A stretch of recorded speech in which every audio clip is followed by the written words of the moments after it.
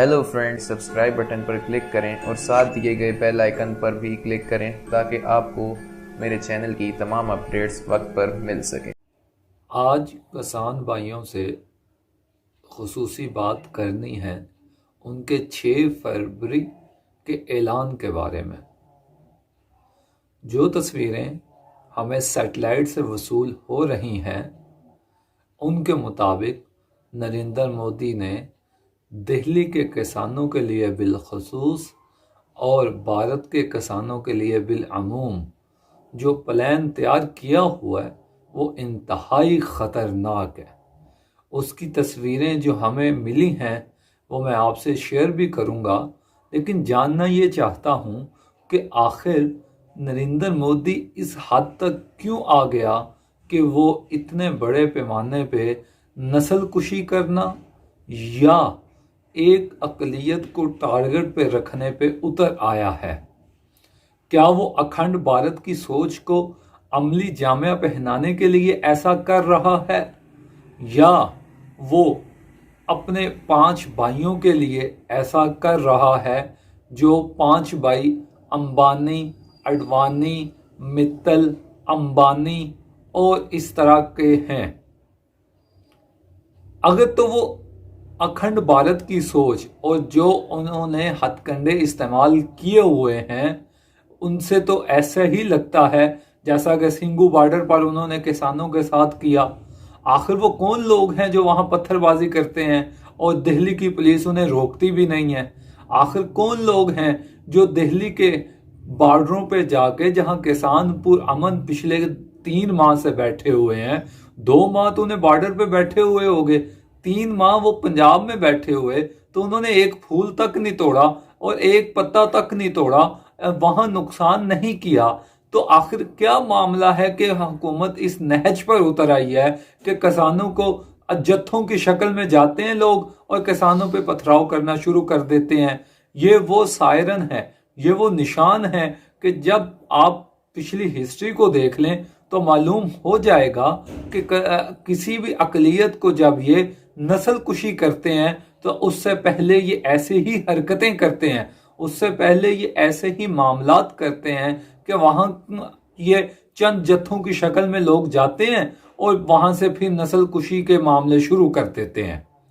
किसान भाइयों से मेरी दरख्वास्त है, बिलखसूस वो किसान भाई जो अभी भी अपने घरों में बैठे हुए हैं, कि 6 फरवरी को आप बजाय ये कि वहां दिल्ली के बॉर्डरों पर बैठे हुए किसानों की लाशें उठा के लाएं, आप उन लाशों का उठाने से पहले उनका साथ दें, अपने घरों से निकलें और देखें। मैं आपको वो तस्वीरें दिखाना चाहता हूं, आप एक मरतबा उन तस्वीरों को देखें और वहां से अंदाजा लगाएं कि हुकूमत ने आपके बारे में किस हद तक प्लान बनाया हुआ है, हुकूमत आपको किस लेवल पे जाके मारना चाहती है। आप देखें किस तरीके से उन तस्वीरों में सड़कों के ऊपर खुदाई करके वहां कंक्रीट के साथ सरियों को कील की शक्ल देके सड़क हाईवे पे लगा दिया गया। क्यों? ये खतरा किसके लिए है? आने वालों के लिए जो किसान मदद कर रहे उनसे खतरा है, या जो अंदर बैठे हुए हैं धरने पे किसान उनसे खतरा है? तो लिहाजा इस खतरे को देखें, कहीं ऐसा ना हो बहुत देर हो जाए और आप फिर दिल्ली पे बैठे बॉर्डरों के ऊपर किसानों की मैयतें लेके आए। 6 फरवरी इस बात की निशानदेही कर रहा है क्योंकि किसानों ने ऐलान किया है हम मुल्क में पूरा एहतजाज करेंगे। तो 6 फरवरी से पहले हुकूमत की तैयारियां ये बता रही हैं कि वहां कुछ ऐसा होने वाला है कि जो वहां के किसानों के लिए अच्छा नहीं होगा। लिहाजा 6 फरवरी से पहले पहले वो किसान जो अभी भी अपने घरों में हैं, वो चाहे मुसलमान हैं, चाहे सरदार हैं, चाहे वो हिंदू हैं, वो निकलें और जाके बॉर्डरों पे उन किसानों का साथ दें। अगर बॉर्डरों पे जाने की इजाजत नहीं है, रास्ते ब्लॉक कर दें, हाईवे ब्लॉक कर दें, चौराहे ब्लॉक कर दें, वहां के आप मोहल्ला मोहल्ला गली गली में निकल के धरने दें, वहां की सड़कों को ब्लॉक कर दें। ये आवाज आपकी आवाज, ये आपकी आवाज सिर्फ चंद मखसूस किसानों की आवाज नहीं है। मैंने पहले भी कहा था कि किसान है तो इंसान है, अगर किसान नहीं तो इंसान नहीं। मैं आज भी यही कहता हूं कि किसान है तो इंसान है, अगर किसान नहीं तो इंसान नहीं। इंसान की बका किसान की बका में है। तो लिहाजा किसानों से मेरी गुजारिश है कि कहीं ऐसा ना हो जाए, बहुत देर हो जाए और फिर आपको अंबानी, अडवाणी, मित्तल और अंबानी जैसों की गुलामी करने पे मजबूर कर दिया जाए। आज वक्त है अलम बगावत का। इन लोगों के बारे में जिनकी दहलीज पे लाके आपको खड़ा करने की पूरी तैयारी कर दी गई है। दूसरी तरफ अगर आप देखें, बीजेपी अखंड भारत की सोच को अमली जामिया पहनाने की कोशिश में भी है। वो इसलिए कि इस तरह की तैयारी उसी सूरत होती है जब नस्ल कुशी कर दी जाए। आप 484 देख लें, आप 2002 के गुजरात को देख लें, आप 1992 की बाबरी मस्जिद को देख लें, आपको मालूम हो जाएगा ये वो हिस्ट्री है। जो कौमें अपने माजी को बुला देती हैं वो कौमें कभी भी कामयाब नहीं होती। जो कौमें अपने माजी को पसे पुश्त डाल देती हैं वो कौमें कभी भी कामयाब नहीं होती। इन माजियों से सबक सीखें और आप अपनी जामिया लाहे अमली अपनाएं। लिहाजा आप देखें किस तरीके से अखंड भारत की सोच को अमली जामिया पहनाया जा रहा है। ये वही बीजेपी है जिसके रहनुमा देश के गद्दारों को गोली मारो सालुंकों के नारे लगाते हैं। ये वही बीजेपी है जिसके रहनुमा गांधी के कातिल को मजार बनाने की, उसमें वहां दरबार बनाने की सोच रहे हैं। वहां उसका एक जिसे कहते हैं ना कि मुजस्मा भी तैयार कर चुके हैं जिसने गांधी को गोली मारी थी और उसकी सपोर्ट करते हैं। ये वही बीजेपी है जिसने अपने मरकजी दफ्तर पर तिरंगा कभी नहीं लहराया था, कई दहाइयों तक वहां तिरंगा नहीं लहराया गया था। ये वही बीजेपी है, ये वही आरएसएस है, ये वही बजरंग दल है जो मुसलमानों और सिखों की साबका नस्ल कुशी में बराबर की शरीक रही है।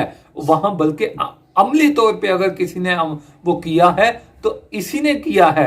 और मैं आपको एक और बात बता दूं, ये जो बीजेपी है ये बकायदा जो प्राइवेट जो मलेशिया रखती है वो बजरंग दल और आरएसएस है। लिहाजा आप इन चीजों को गौर करें और वक्त है 6 फरवरी से पहले, इससे पहले कि आपके कंधे किसानों की मैयतों का बोझ उठाएं, इससे पहले कि आप अपने सरों से अपने बुजुर्गों को खो दें, इससे पहले कि आप अपनी घरवालियों को बेवा करें, इससे पहले कि आपके बच्चे यतीम हो जाएं, इससे पहले कि आपका सहारा छीन लिया जाए, इससे पहले कि आप बेसरो समान हो जाएं, इससे पहले कि आपके सहारे आपके साथ ना रहें, आप निकलें अपने घरों से। और उन किसानों का जो वहां बैठे हुए हैं दिल्ली के बॉर्डरों पे, उन किसानों का जो मुख्तलिफ शहरों में हाईवे पे बैठे हुए हैं, उनका साथ दें। आप इस बात पे गौर क्यों नहीं करते कि इंटरनेट की सहूलत को बंद कर दिया गया है? ये क्यों?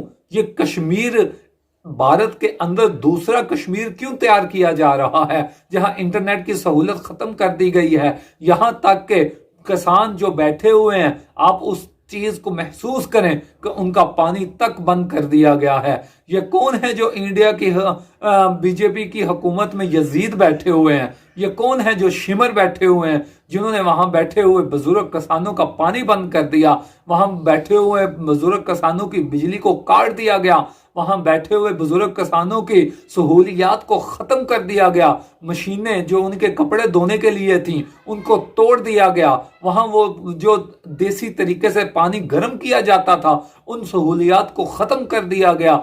इन चीजों को जब देखें ये किस तरफ इस सारे मामले को लेके जाया जा रहा है, और अब फिर आप बैठे हुए हैं अभी भी अपने घरों में कि नहीं कुछ होगा। हाँ, अगर कुछ होगा तो इन तमाम कार्रवाइयों को मद्देनजर रखते हुए वहां के किसानों के बारे में ऐसा कुछ होगा कि फिर आप हाथ मलता रह जाएंगे। आप एक मरतबा फिर इन तस्वीरों को गौर से देखें और हुकूमत की तैयारी को मद्देनजर रखें। वक्त है निकलने का, ऐसा ना हो कि ये वक्त ही आपके हाथ से निकल जाए। वक्त है खड़ा होने का, ऐसा ना हो कि फिर आपके सहारे छीन लिए जाएं। आप उन सहारों को बचाएं, अपनी नस्लों को बचाएं, अपनी बका के लिए खड़े हों। वो किसान मुसलमान की शक्ल में हो, वो किसान हिंदू की शक्ल में हो, वो किसान सरदार भाइयों की शक्ल में हो, लेकिन अब वक्त है खड़े होने का। आप अपने घरों से निकलें, जहां तक आपकी रसाई है आप वहां जाएं। आप मुसलमान भाई, आप देखें, एक पंजाबी होने की हैसियत से पाकिस्तान का जो पंजाब है वो किस तरीके से तड़प रहा है। पाकिस्तान का जो पंजाब है वो आप लोगों के हालत पे किस तरीके से, जिसे कहते हैं कि उसका बस नहीं चलता। आज हुकूमत बॉर्डर खोल दे तो दिल्ली को ये पंजाब घेरे में ले लेगा। आज हुकूमत का इजाजत दे दे कि हम इस पाकिस्तान के पंजाब को इजाजत देते हैं, तो ये पाकिस्तान का जो पंजाब है ये इंडिया के पंजाब से जुदा नहीं है।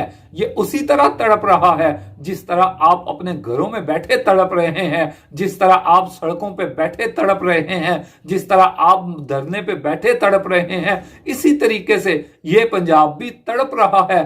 अपने घरों से निकलें और हुकूमत वक्त को बताएं कि वो जो उनके कवानीन हैं वो हमारी जिंदगियों को खत्म कर देंगे और हम अपनी जिंदगियों को खत्म नहीं होने देंगे। इसलिए ये वक्त है उठ खड़े होने का। ऐसा ना हो कि आप फिर खड़ा होने के काबिल ना रहें।